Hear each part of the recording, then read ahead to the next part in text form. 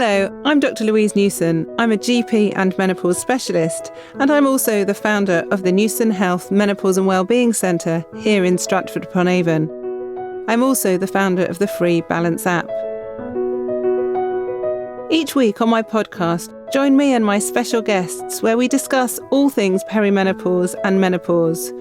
We talk about the latest research, bust myths on menopause symptoms and treatments, and often share moving and always inspirational personal stories.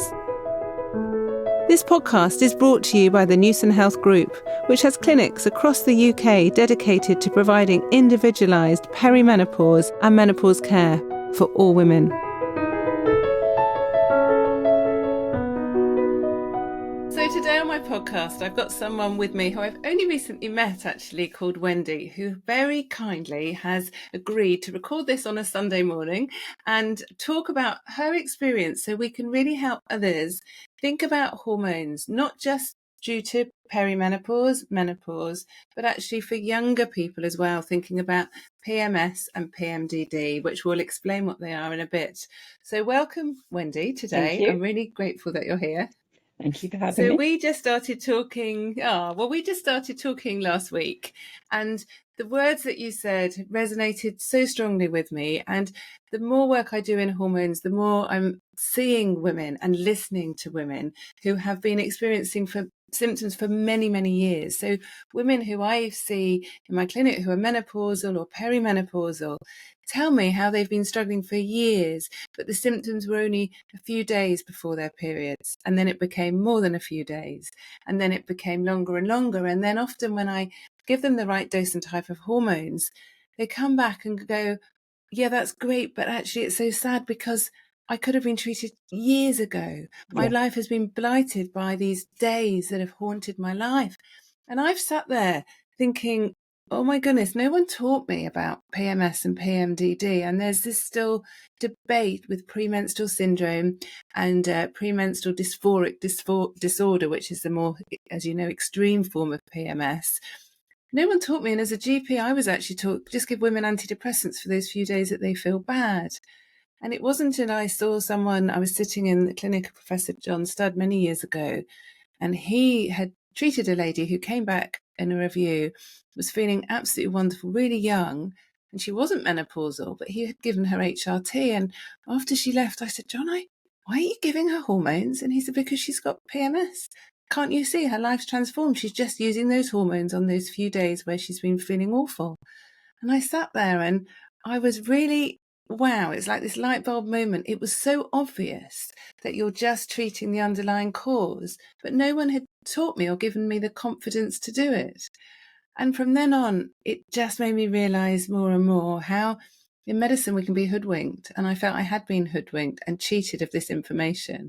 So now, obviously, I'm on a mission to help people understand more about hormones. But so, and I know you're nodding because you've had many years, haven't you? Do you mind saying how old you are now? I'm 54 now.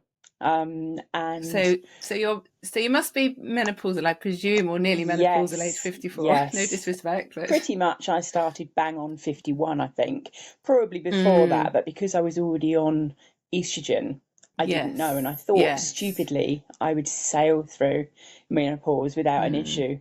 Sadly, that's not been the case at all. No. So you've had hormonal issues through many years. And it's interesting, isn't it? Because when we talk about hormones, we're only talking about three hormones: estrogen, progesterone, testosterone. And they're labelled as sex hormones, but they're not really related to sex. And they're not even gender, because men have the same hormones as women. But anyway, these three hormones vary throughout the menstrual cycle. And many of us know that when we ovulate, produce an egg, we have a surge in estrogen and progesterone. And the second half of the cycle, those if we don't become pregnant, of course, the body then reduces estrogen and progesterone. And just before the periods, those levels of those hormones are really, really low. Some women don't notice at all. They just go through, no change at all. But there are many women who do, especially their brain changes when they've got different hormone levels. So those symptoms actually of low mood, anxiety, less energy, sometimes sugar cravings, sometimes feeling just overwhelming with everything, is a taster of what it's like to be perimenopausal, Yes. because it's a hormonal issue. So when did you start experiencing symptoms then, Wendy? After the birth of my daughter, really, which was in Right. 1988, I had severe postnatal depression. Right. I just thought, I had baby blues. We were living away from my family. And I thought that's probably what it was, but it just got worse and worse. And I ended up seeing a GP, and this is where we were living down in Portsmouth at the time. I saw a GP there and I was put on antidepressants, and they were the old style tricyclic antidepressants. Right. Yes. So I sort of managed with that for a little while. Then we moved back home with family, and things just got worse and worse. And it was about 4 months after I'd had my daughter, and I was extremely anxious about everything, even like going on public transport, anything like that was really frightening to me, which was bizarre. I was extremely depressed. I was sort of withdrawn. I sort of went into myself most of the time. But my moods were starting to be erratic, but at that stage it was still more depression that was my main problem, and anxiety. So I just thought that, a bit of postnatal depression and it would ease up, but it didn't. And that's what sort of put me on the trail to problem with hormones, really. Yeah. So how many pregnancies have you had then? I've had 2. Now what happened is, after I had my daughter, my husband and I was sat indoors one day and saw an advert for Kilroy Silk, who was a chat show host, you might remember. And they was doing a program on postnatal depression. And my husband said, why don't we go? Okay then. So we went up to London and went on to this show, because back then we didn't have the internet, so there was no way of looking up postnatal depression. You couldn't order a book on Amazon. You had like a medical book from the library, if that was it. When I went on to this program, I found it really interesting. So did my husband. There was a lady called Dr. Katerina Dalton there, and we got talking to her, and explained about my postnatal depression. And with her knowledge, she actually gave me a phone number and said, when you have another baby, which obviously we wanted to, then we can start you on a treatment called progestogen. Cyclogest suppositories, basically ongoing. So when I found out I was pregnant in 1990, I contacted Dr. Dalton, and I had to have injections for the first 10 days, one of progestogen. The first one was within an hour of delivering the placenta. So I had that in the hospital, came out, nurse gave me injections for the next 9 days, and I had no postnatal depression. In fact, during my pregnancies, I felt amazing. It's really interesting, because we know that levels of hormones are, between 100 and 1,000 times greater than they are normally when people are pregnant, and they go up. And then obviously when the baby's born, you have a massive decline in hormones. That's just what happens. That's a physiological process. And postnatal depression is really common, actually, and it's one of the commonest reasons for suicide, actually, in young women as well. And we've known this hormonal change for many years, but again, most people do not give hormones for postnatal depression. And you're talking about, many years ago, like 30 odd years ago, aren't you, that this has happened. And Katerina Dalton has written some amazing books. She actually went to my old school. So she came and spoke at my old school years ago, and I'd already decided I wanted to become a doctor. And her talking made me want to become a doctor even more. But what I really realised when I was listening to her, when she was talking on the stage in the school hall, was how hard it was to be a woman, and how hard it was to be listened to and taken seriously. And you can get that through her book. She did amazing research. She wrote some great papers. She talked about basic physiology of these hormones, yet people didn't want to listen. They didn't want to understand. And she got reported for prescribing too many hormone treatments. She got told off for prescribing higher doses of progesterone. Yet she could see in her clinical practice that women were being transformed. And we haven't really moved the needle on. It's impossible to say, of course, and this, that the progesterone definitely reduced your incidence of postnatal depression because you don't know what you would have been like otherwise. No. But common sense will tell you that it did because of your story going forwards. But it's really interesting when you look at evidence-based medicine. Everyone wants the studies. They want randomized controlled studies, but we can't always do randomized controlled studies. We can't have two Wendys who are pregnant with the same baby, having the baby at the same time, and one have treatment and one not. But actually, we don't always have to do studies. We have to be putting everything together and put it in context. Yeah. So it was amazing, actually, that not only you met her, but that she also reached out to help you, and you were allowed to have that treatment as well.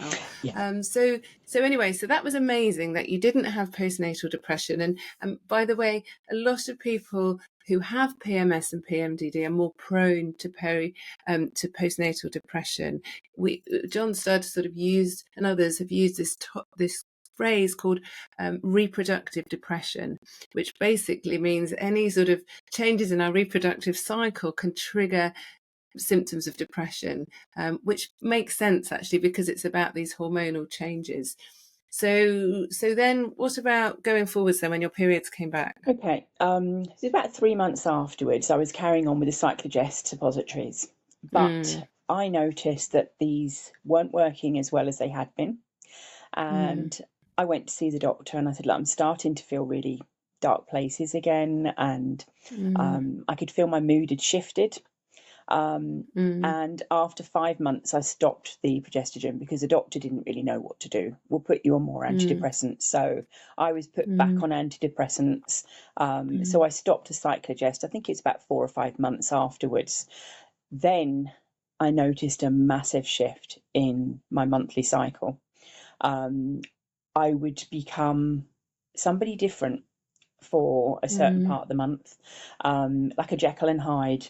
One time, I can remember my husband came in and I was just sat crying. I was extremely anxious about everything, particularly with my health, convinced I was dying, really bizarre things, which I was not like that. I mean, I had 2 children that were good kids. I didn't have any issues with them. They were both good sleepers, and everyone came to me, why are you so depressed? You've got 2 beautiful children, you don't need to be depressed. You've got a husband. It doesn't work like that.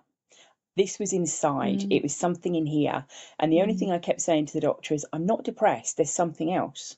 And they looked at me as if I was an alien. I'm like, I'm not depressed. There's something else here. It was like a black cloud that would descend on me. I was really anxious all the time, wasn't sleeping, and my periods were extremely heavy and very painful, so that 1 week I would spend literally not able to leave the house because I had extremely heavy painful periods. And then I'd have maybe 2 days, this is how bad it got, maybe 2 days I felt normal, whatever normal is, and then the whole roller coaster would start again. I would feel my moods shifting. I was literally emotional over the slightest thing. They tried me on several different hormones. I was on, I think it was Defaston. They put me on the mini pill. They put me on, I think it was Danazol or something else, just to try and help. So these are all synthetic hormones. So yeah, I know now. Just for people listening to know, which you might not have known at the time. So Cyclogest is a pessary. It can be used vaginally or rectally, and it's got pure progesterone in. So that's the body identical progesterone, exactly the same as the progesterone we produce, not just in our ovaries, but in our brains as well. Whereas every other type of pill, including contraceptive, is synthetic. So it will help with contraception, of course, but it won't have the same biological effects. And a lot of women with PMS or PMDD actually find they have more side effects with the synthetic progestogens as well, which I don't know whether that happened with you. Definitely. My body is very sensitive. It seems to be very sensitive, I've found out over the years, to any fluctuation whatsoever. Yes. And synthetic progestogens. And the funny thing is, now I've reached menopause, I've become allergic to more things as well. Antibiotics and things, which is a bit strange, but we'll go back to PMDD.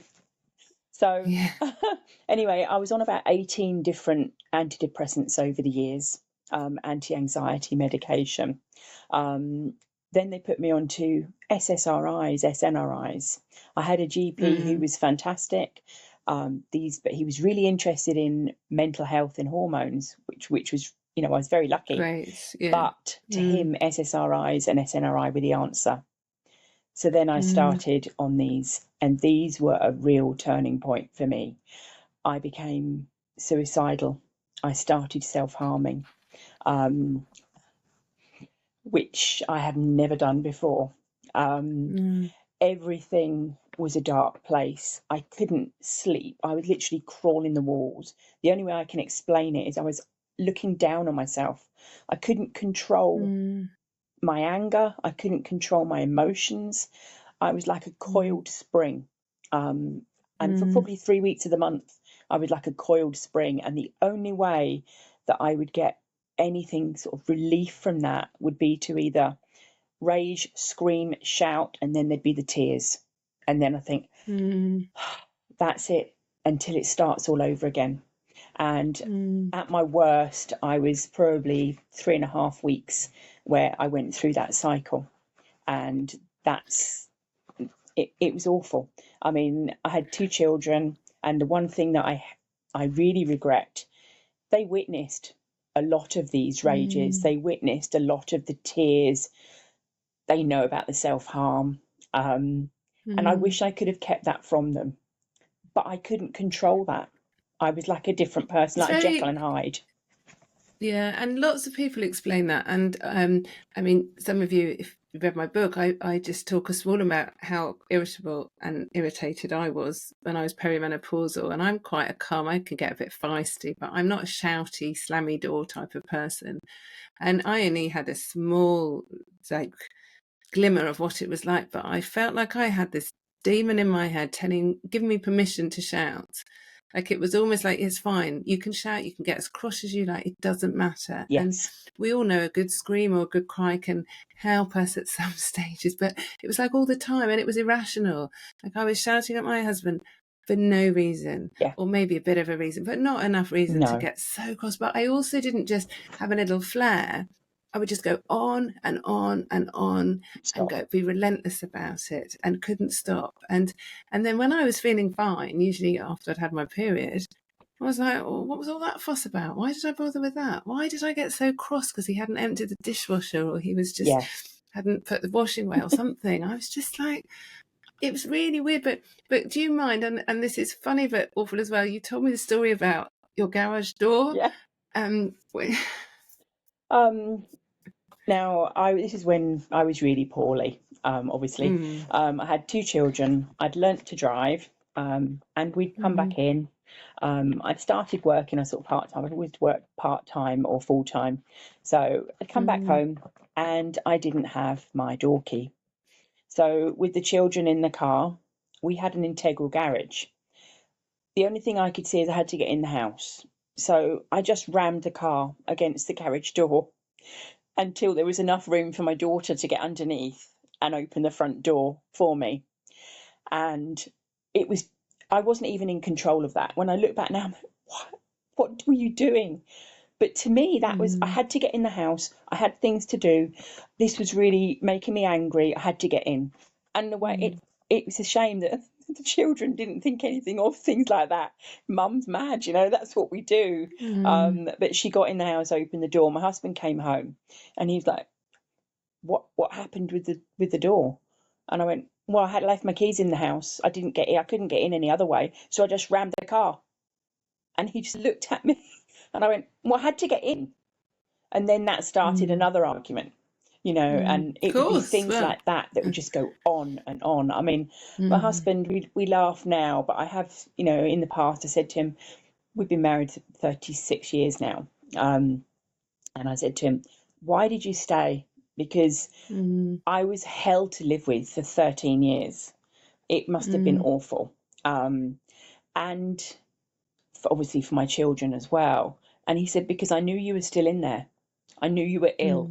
He also saw me fighting constantly for an answer. I would say to the doctors, and he'd come with me, I'd say, I'm not depressed. Stop giving me antidepressants. There is something else wrong. And I think at that point they were looking at possibly bipolar. And I knew myself it was cyclical. And I kept saying that. I showed them charts, because I kept charts, monthly charts, symptoms. You have to have the evidence. I knew this was not bipolar because it was so cyclical, but it was near enough continual, apart from 2 days, and then obviously the period as well. But yeah, I mean, there were many things like that. I mean, I came out of my mum's house in the car. His car was there. I reversed straight into it and just drove away. And he came in and was like, well, you just bashed into my car. And I'm like, well, it shouldn't have been in the way then. But I mean, that anyone else would be like, I'm so sorry. But, and if he'd said anything, it would have been a red rag to a bull. So it was easier just to leave it. But the screaming, the rages, I can't even explain how much the rages were.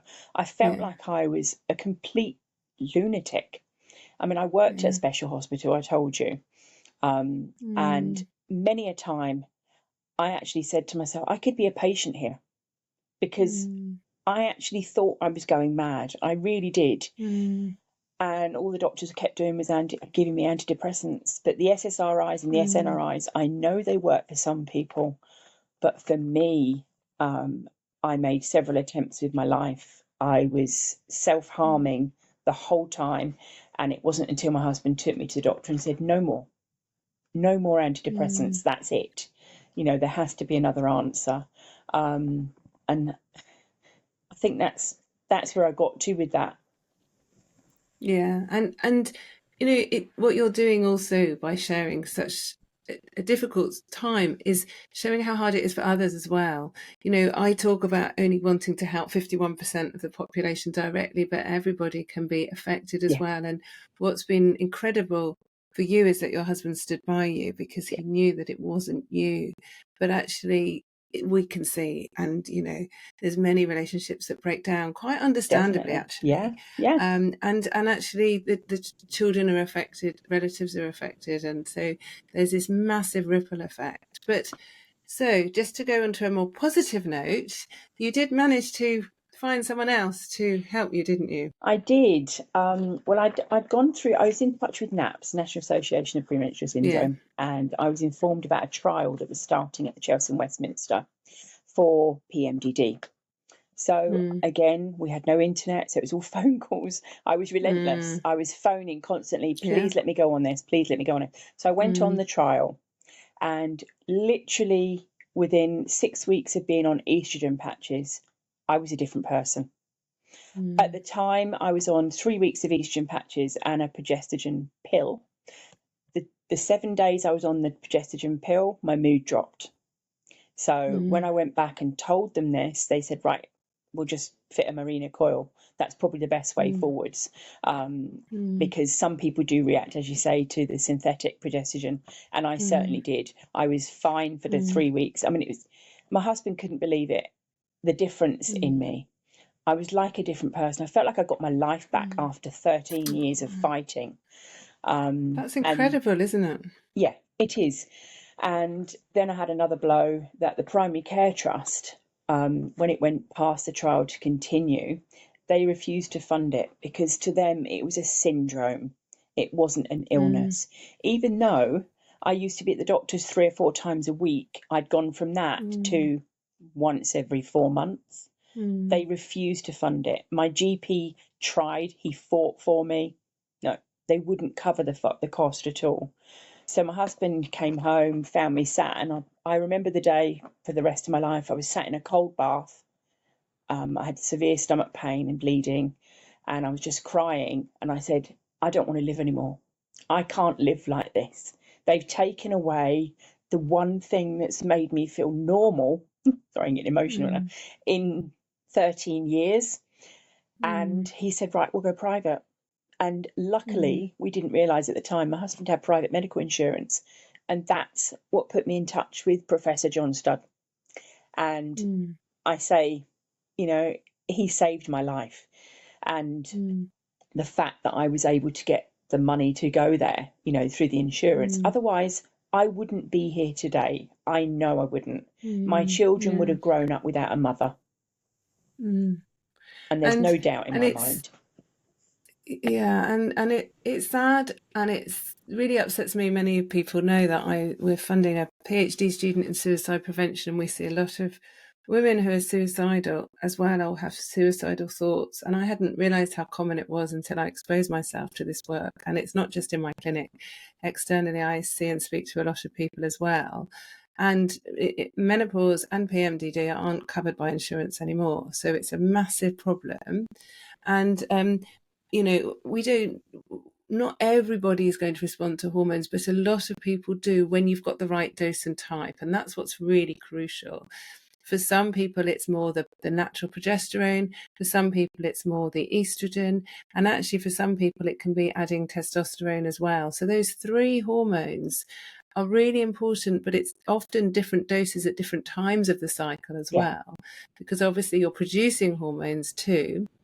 So that's where working closely with each person as an individual and working out what's best. So some people like yourself have a Mirena coil, which is a low dose synthetic progesterone. Some people can't tolerate a Mirena.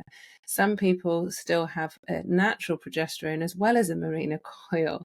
So there's lots of options. And what's really sad for me is that, people are just denied something for no reason, and actually we give all sorts of drugs where we don't have evidence, or we don't have all the evidence, but it's still given because we know it can help. And often in medicine there's pattern recognition, and of course medicine is a science, but it's also an art, and the art form is individualizing it for that individual person. Definitely. And so what's really sad for me is that you found a treatment that helped, and then it was taken away. And it's not like just giving you a sweet to make you feel happy. This was actually a treatment that was treating the underlying cause.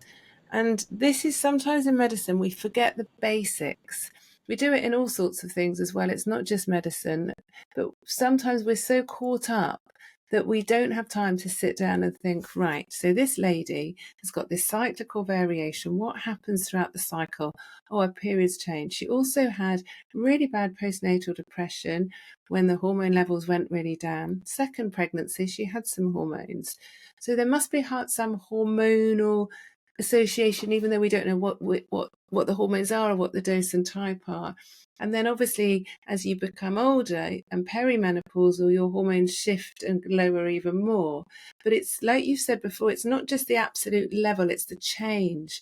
And that's often what triggers some of these symptoms, is these shifts of up and down, rather than the absolute levels. And that's very interesting, because sometimes when we give hormones back, people can feel worse before they feel better, because if you increase a dose too quickly or give them the wrong dose, either too low or too high, or you increase or decrease, it can trigger things as well. And as you know, that's where it's really important that we work very closely with patients and allow them some control as well, because on days where you're feeling worse, you might need slightly more hormones than days where you feel differently. And it sounds like you hadn't really been allowed to have that sort of combination approach with a doctor. No, I mean, I think, as you say, that was the worst thing for me, is that I had my life back after 13 years and they took it away. And to me, that was, as you say, they should have looked at that. Somebody should have listened, but nobody listens. And unfortunately, the fight continues, because I was seeing John Studd every 6 months for implants at the time, estrogen implants, and he added in testosterone, which did help lift. It was more for thought, what I was thinking. I was getting confused still, and I explained that, and my skin was really dry, and also libido, that just, it changed. And whether obviously that clearly was due to hormones, and the testosterone did help with that. And then we moved up to Scotland, and I had to start the fight all over again, because in Scotland there is nothing up here compared to what there is down in London. And even when I went to see my new GP, I said that I have this condition. He didn't know what it was. And I had to explain. I was lucky, he was fantastic, and I have a really, really supportive GP now. She's wonderful. But he actually took a note of the condition, went home and read up on it because he wanted to help me. Amazing. I've been very lucky. Which is fantastic. And in medicine, we're learning all the time. You know, how I practice medicine now compared to 10 years ago, 20 years ago, 30 years ago is very, very different. But having this professional curiosity is really key to advanced medicine, and learning not just by the evidence, but also learning by patient stories and experiences and responses to treatment as well. So the variation between regions as well, there's still a postcode lottery of prescribing in many medications, but especially hormones. And it shouldn't be, actually. We've obviously got the menopause nice guidance, but PMDD and PMS, there's this big debate about, is it a syndrome, is it a disease, is it a disorder? Actually, it's something that's affecting people, that's causing symptoms. So actually, academically, it doesn't matter what the label is. And sometimes I say to patients, I don't know whether it's perimenopause or PMS or PMDD. Still the same but does treatment. it really matter? It's a hormonal imbalance. And so we should be talking more about this imbalance of hormones rather than a label, because whether you were labelled with depression, bipolar, whatever, that's actually not helping treat you. So it's about what's causing the problem. And this is where I think we need to change our language as well often. But just to add before we finish, the implants were used a lot. So people like John Studd used them a lot, but that was often before we had all the transdermal preparations. The patches and gels weren't quite so readily available. And so lots of places don't provide the implants, but we're lucky that we have got the patches and the gels. And as I've mentioned on previous podcasts, especially this one with Dr. Andrew Webber, the dosing is really important. And having the right dose is really, really crucial, because if people don't have the right dose or don't absorb the patch or gel adequately, then symptoms may occur. And then they think, oh, it's not a hormonal problem because the hormones aren't working. Well, they're not working because they're not the right dose, or they haven't got the right balance. So you can have all the estrogen you like, but if you need some testosterone and progesterone, and sometimes it's not just necessarily having the progesterone orally, it might be rectally or vaginally as a pure progesterone. So it's quite a skill getting the right dose and type. But you are so much better, Wendy, aren't you? Which is so much wonderful. better.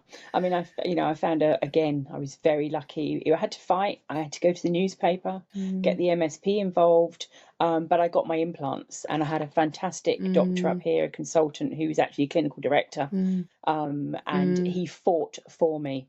So I continued to get those. However, over the last year and a half, thinking I'd sail through menopause, that wasn't the case, because I started getting a lot of problems.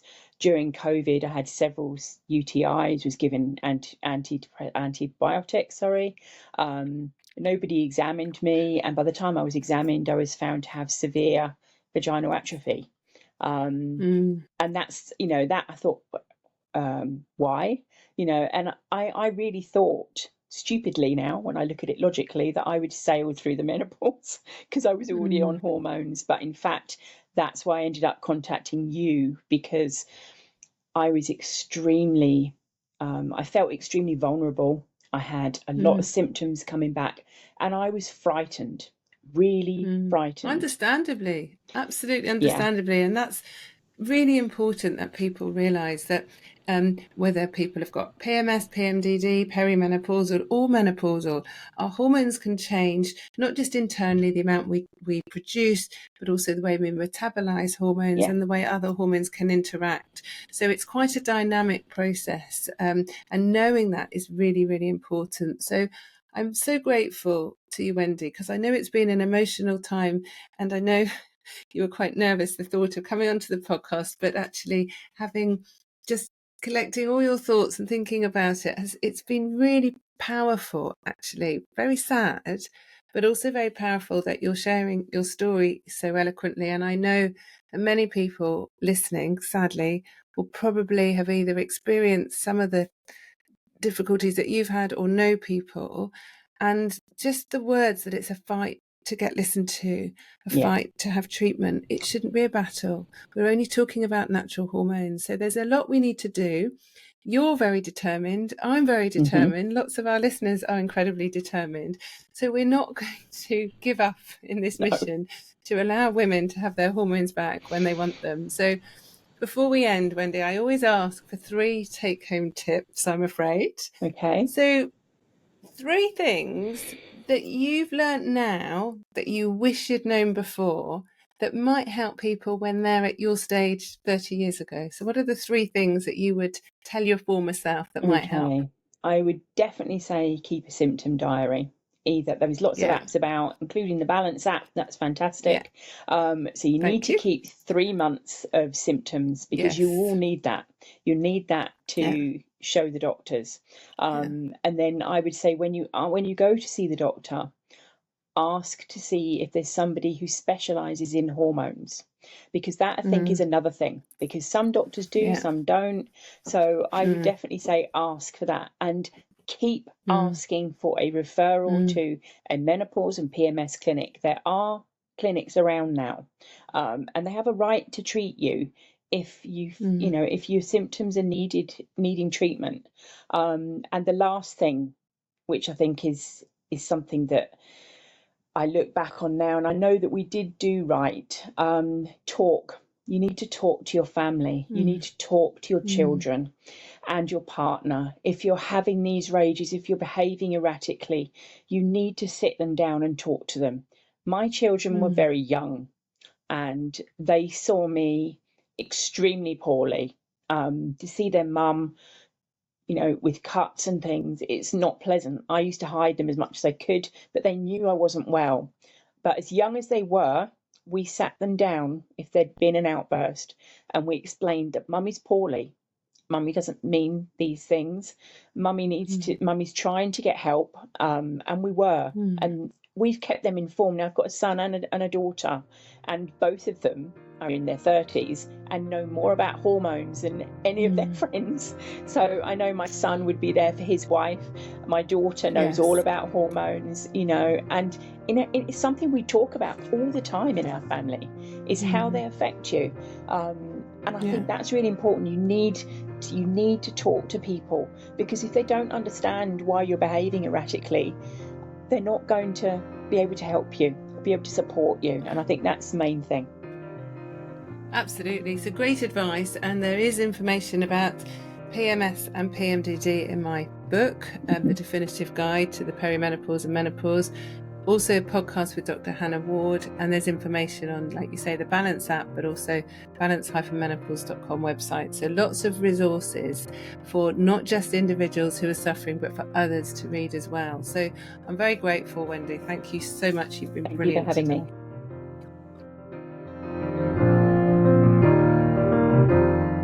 You can find out more about Newson Health Group by visiting www.newsonhealth.co.uk.